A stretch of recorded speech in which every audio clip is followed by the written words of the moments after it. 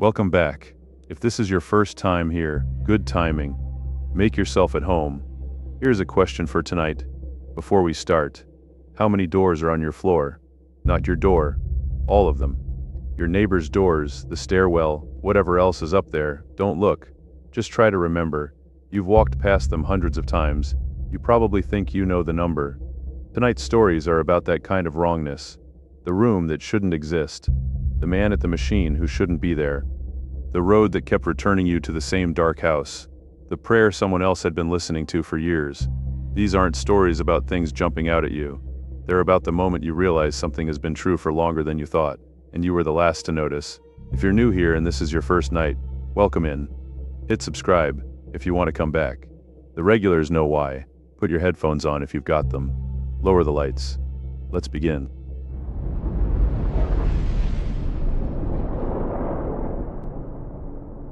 Room 407 was not on the plans. I've been doing building inspection work in the Osaka area for going on 18 years. I got the job because I'm good at counting. That sounds like a small thing, but it isn't. Most people move through a building and they see walls, they see doors, they see light switches, I see numbers, I see floor plans, I see whether the room in front of me matches the paper in my hand, and usually it does, and usually that's all there is to say. I want to be clear about that before I tell you the rest of this.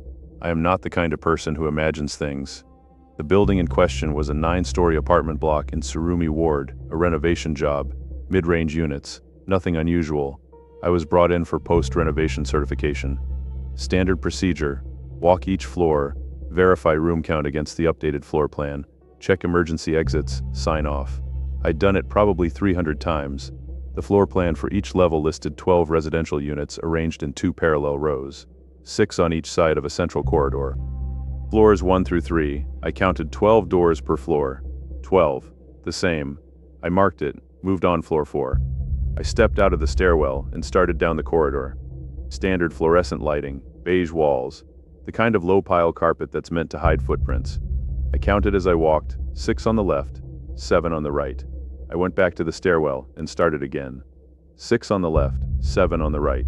13 doors. I stood there for a moment. What I felt was irritation at myself, because somewhere in my count I was making an error.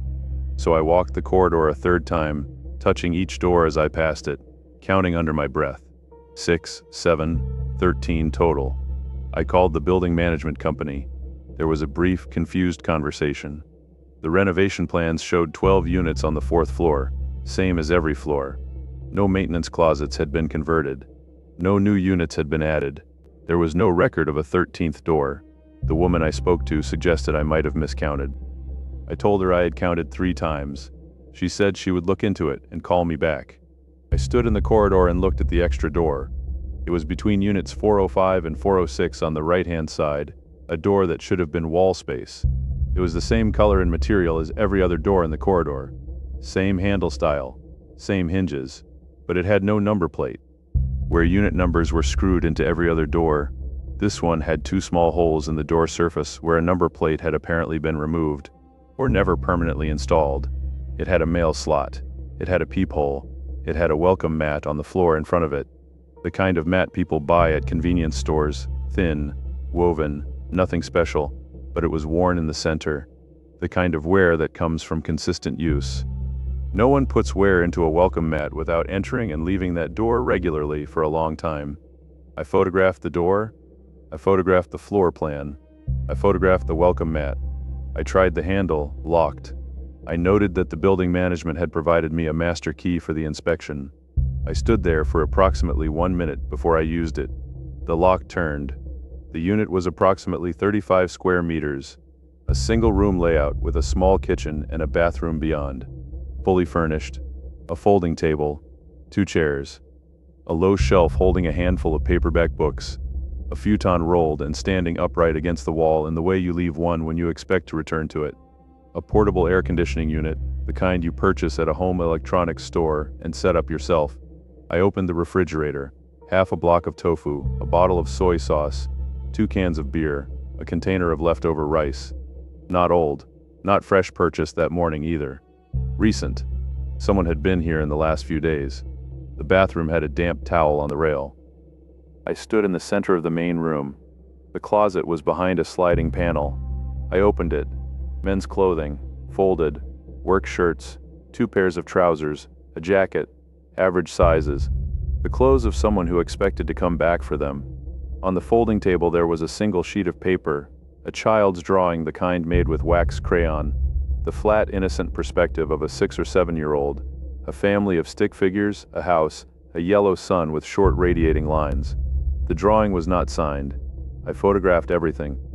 I also took the child's drawing to the corridor and sketched a copy of it in my inspection notebook, a habit I've had for years. For things I want to remember precisely, I noted dimensions, furniture placement, the room's temperature, which felt slightly warmer than the corridor outside. Then I returned the drawing to the table exactly where I'd found it, and locked the unit behind me. I called the building management company a second time, and told them what I'd found. They told me this was impossible, and they would send someone. No one came that day. I submitted my certification report with a formal discrepancy note. 3 days later, my supervisor called me. He sounded uncomfortable. He told me the building management company had contacted him to say they had no record of my inspection visit on that date. The building's entry system, the digital scanner at the main entrance, showed no badge scan for me. The management company's own records showed no visit to that building on that day. My supervisor asked me, carefully, whether I was certain I'd gone to the right building. I was certain. I checked my own camera roll. The photographs were there. The corridor, the door, the worn welcome mat, the refrigerator contents, the clothing in the closet. 12 photographs, all clearly taken inside the building. The metadata on every single photograph showed a date 3 years prior to my visit. Not one photo. Not a glitch on one file. All 12. The same date, 3 years ago.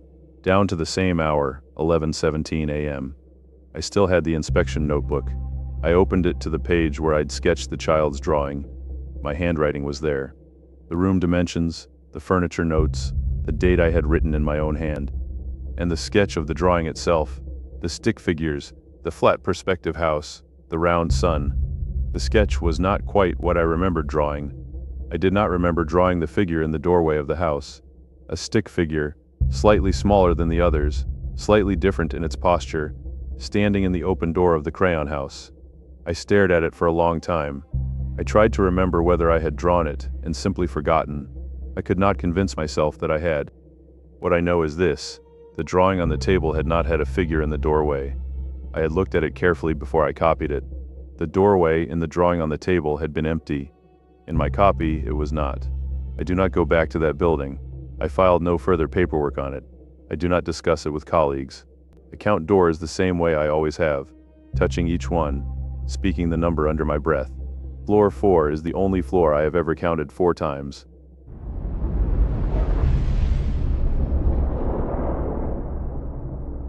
What she said before I left. This is a bit embarrassing to tell because it doesn't sound like much when you say it out loud. It just sounds like an old man giving directions, and a grandmother being strange, which, honestly, was probably all it was. I was 26. I'd driven to my grandmother's village in eastern Poland for the weekend. A small cluster of houses, maybe 30 people total, an hour from the nearest town. I hadn't been back since I was a child. It was January, half a meter of snow on the ground. The kind of cold that gets into your coat by the second minute. I went for a walk the first afternoon. Nothing to do out there, just walk the road.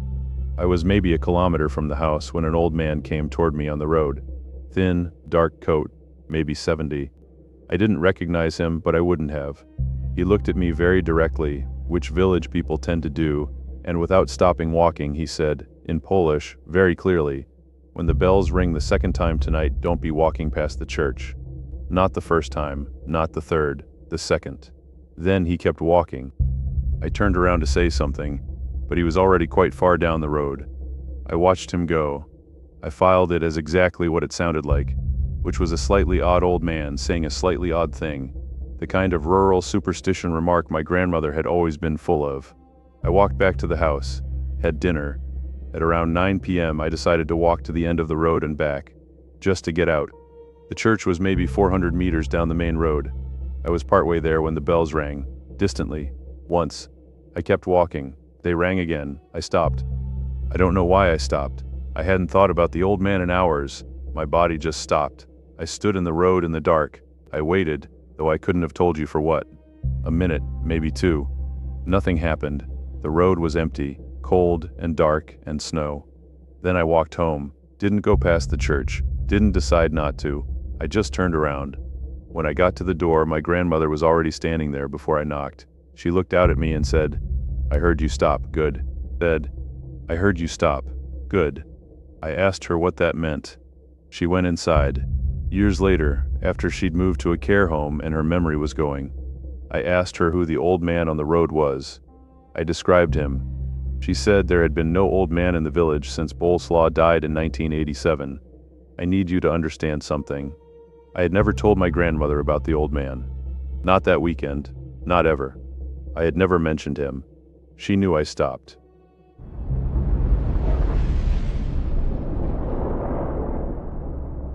Unit 14F had been vacant for 8 months. I managed the residential operations for a 22-story apartment complex in Mapogi in Seoul, 48 units, 4 apartments per floor. I've done this work for 6 years. My job is maintenance requests, service scheduling, tenant records, and building access coordination. I keep detailed logs. I am thorough. Unit 14F had been vacant since March. Previous tenant, a woman named Park Ji-soo, had moved to Busan for work. Standard checkout, security deposit returned, no outstanding issues. The unit had been cleaned, photographed for the listing, and marked available for new rental. At 6:18 a.m. I flagged it immediately. Maintenance requests require a resident account linked to the unit. Vacant units have no resident account. I went into the system to check for a clerical error. A request misfiled under the wrong unit number. The request had been filed by an account registered to Unit 14F. The account username, Park Ji-soo. I contacted the actual Park Ji-soo through the emergency contact number still on file. She answered. She was in Busan. She had not filed a request. She had deleted the app when she moved out. She did not still have it on her phone. Her account, she said, should have been deactivated months ago.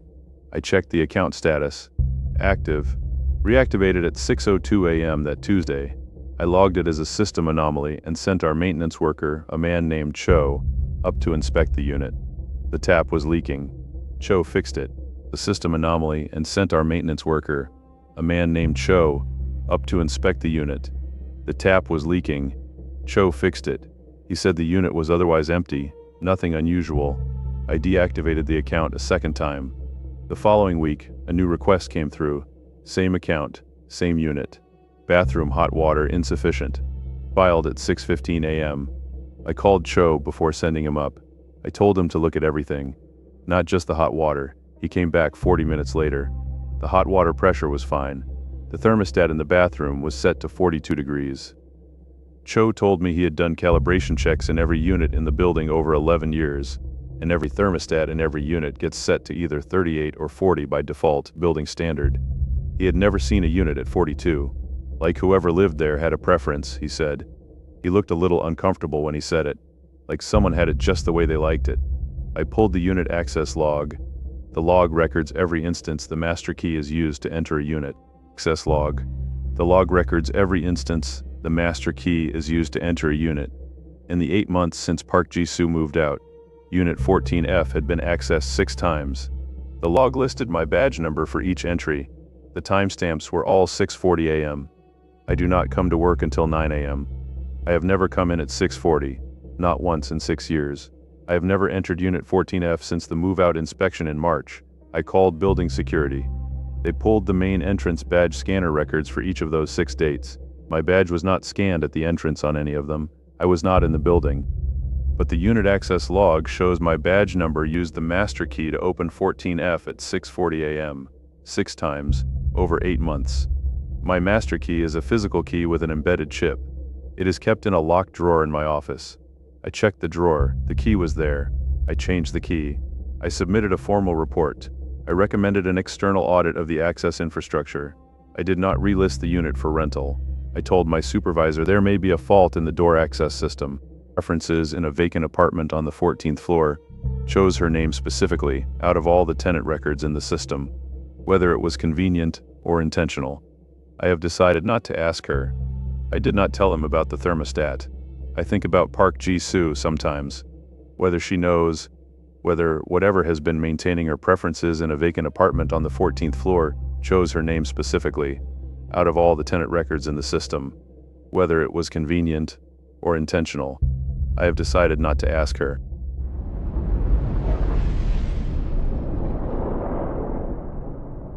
The prayer was not for us. I am 63 years old and I grew up in a small coastal town in the Bolivar region of Colombia. My family has always been religious in the quiet way of that place. Not dramatic about it, just present in it. The prayers are part of the house, part of the daily rhythm. My grandmother had a specific prayer she said at the threshold.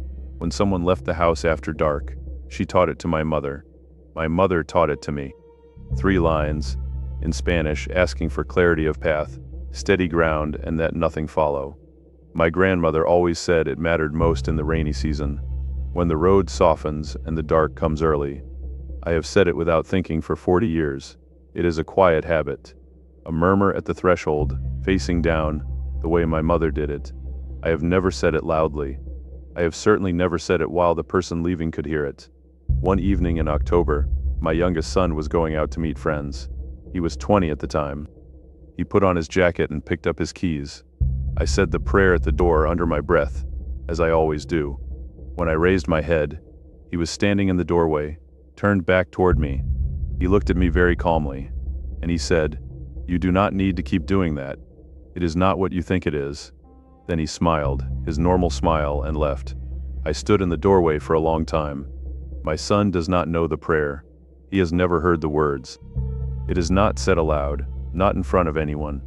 There was also something slightly wrong in how he said it, a formality, a composed precision that was not his way of speaking, like a translation of a thought that had not originally been in Spanish. He came home an hour and a half later. I asked him what he had meant at the door. He looked at me with genuine confusion. He said he hadn't turned back. He had walked straight out and kept going. He had no memory of stopping, of turning, of speaking. I called my cousin in Barranquilla, who knows more of this than I do. I told her what had happened. She was quiet.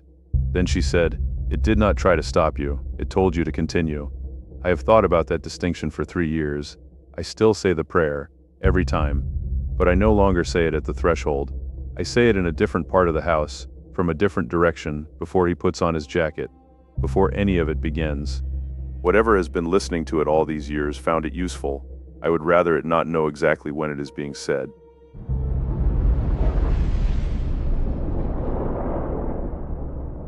There were 2 men who answered to Delmar. I've been shift supervisor at the same sheet metal fabrication plant in Warren, Ohio for 11 years. 12-person crew, 3 shifts. We run press machines, brackets, and frames. Mostly nothing glamorous. I know every person on my line. I know their habits, their production pace, their break times, what they pull from the vending machine at the end of a rough shift. That's just what the job is. Delmar runs Station 7, has for 8 years. Best press operator I've got. Consistent, low error rate, never complains. Takes his break at 10:20 every morning without fail. Leaves his station in exactly the condition he found it. He's the kind of reliable that gets boring to talk about, which is exactly what you want in a press operator. On a Wednesday in February, Delmar called in sick. Fever. His voice sounded rough. Fine. Happens. I reassigned his machine for the day to one of the newer guys and started the morning shift. 40 minutes in, I walked the floor. I walked past Station 7. Delmar was there. He was standing at the machine in his usual position, working at his usual pace. His posture was right. His movements were right. I actually kept walking for 4 or 5 steps before I stopped and turned around. He must have felt better and come in anyway, I thought. I didn't want to make it awkward. People change their minds about sick days, and it gets uncomfortable when you make a thing of it. I left it. At the morning break, I ran the badge scan totals for the day. Delmar's badge was not in the system. No scan at the entrance. No scan at the production floor access point. You can't get through that door without a badge scan. It doesn't open. I went back to Station 7. He was there. I walked up to him and said, "Hey, I thought you called in." He looked at me. Good eye contact, said, "I don't think I did." His voice was mostly right. Mostly. Delmar has a habit. When someone asks him something personal, something about himself, specifically, there's a very slight pause before his I statements, a half breath of delay. He's had it the whole 8 years I've known him.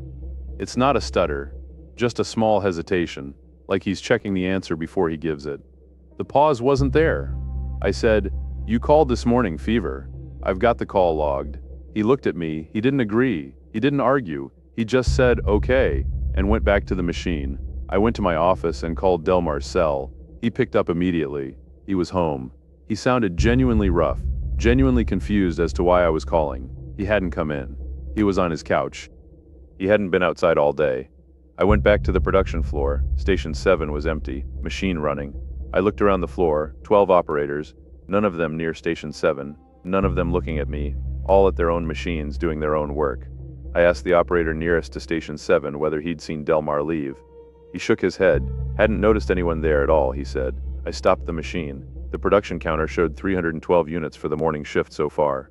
Correct for the hours worked, correct for Delmar's pace. I checked 3 pieces at random against spec. Perfect tolerance. Not one miscut. I've been on this floor for 11 years, and I know what Delmar's output looks like. That was his output. Nobody leaves my production floor without me seeing. The only exit from the floor goes past my window.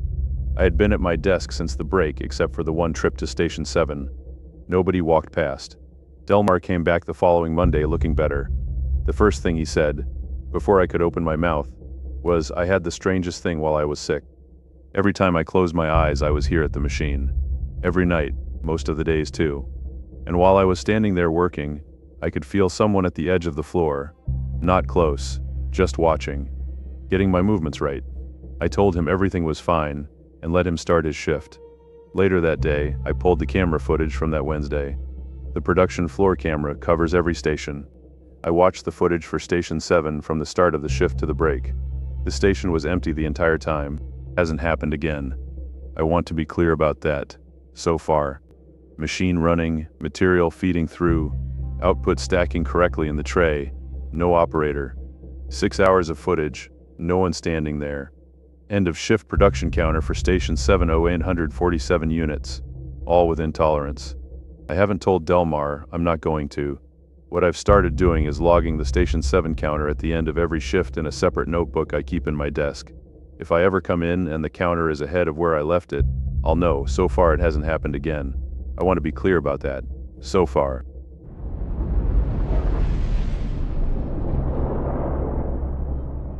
I drove past the same house.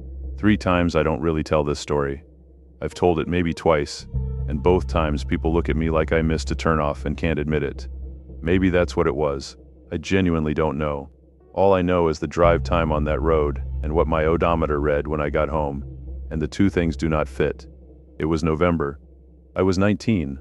I was driving back from a friend's house outside Dombas, in Norway, her family's farm. I'd been there for the weekend.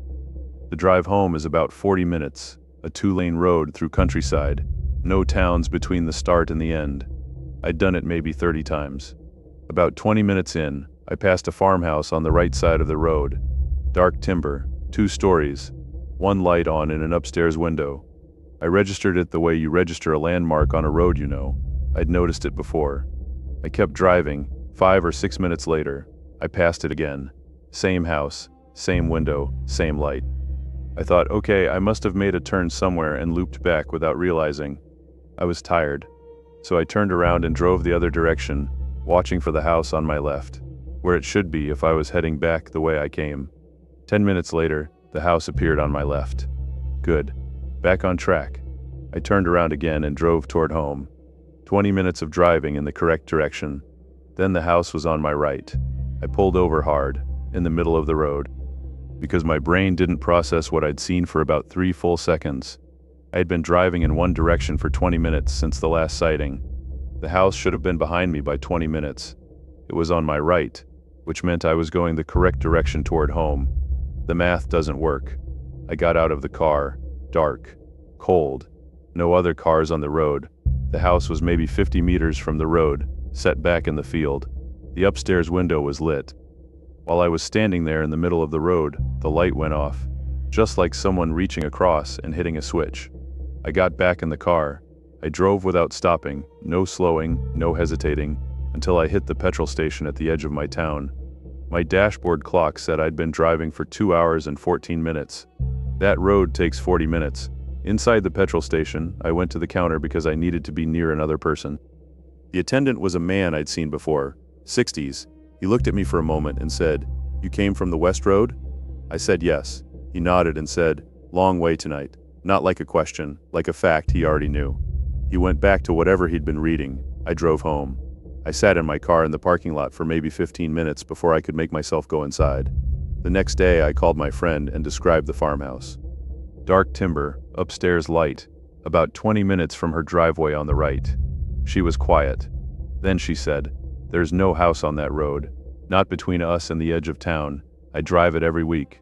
I've driven that road twice since, both times in daylight. There is no farmhouse, no building of any kind at the location I remember. Just a field, slightly elevated from the road, with an old wooden fence line running along it. At one point, roughly where I'd say the house was, there is a gap in the fence where posts have fallen and not been replaced. The wood around it is weathered and overgrown, like the gap has been there for a long time. Like something was once there and isn't anymore, or was never there for anyone else. I take the route through Achirkin now. It adds 22 minutes. I don't particularly care.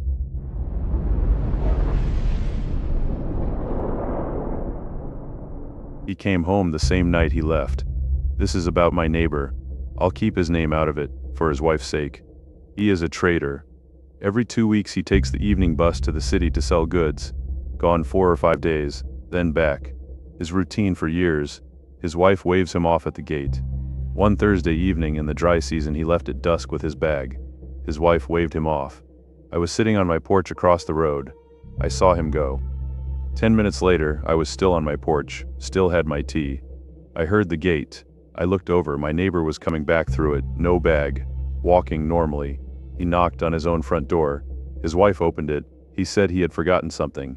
She let him in. She told me later that she made tea. He sat with her for about half an hour. Quiet. She thought he was tired before the journey.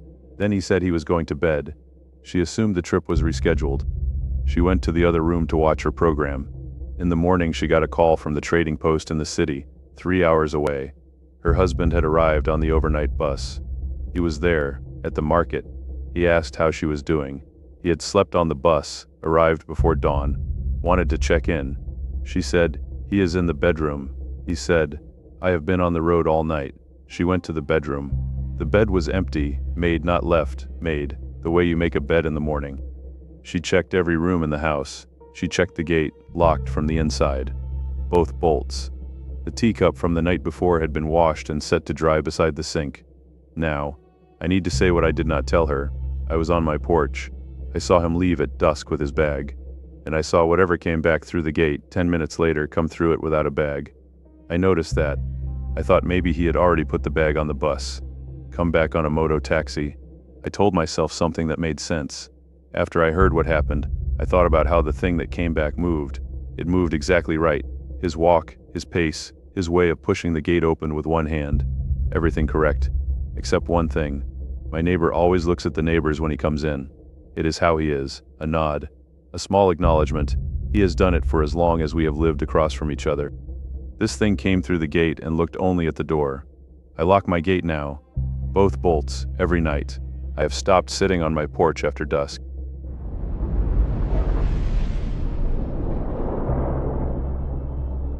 7 tonight. A few of them stayed with me after I finished writing them. The one at the factory especially, the counter that said 847. Every time I came back to it I found something else to sit with. You did good staying through all of it. Get some rest if you can. And if something feels slightly off when you get home tonight, a light you don't remember leaving on, a door in a hallway you've never quite looked at, it's probably nothing. Probably. Good night.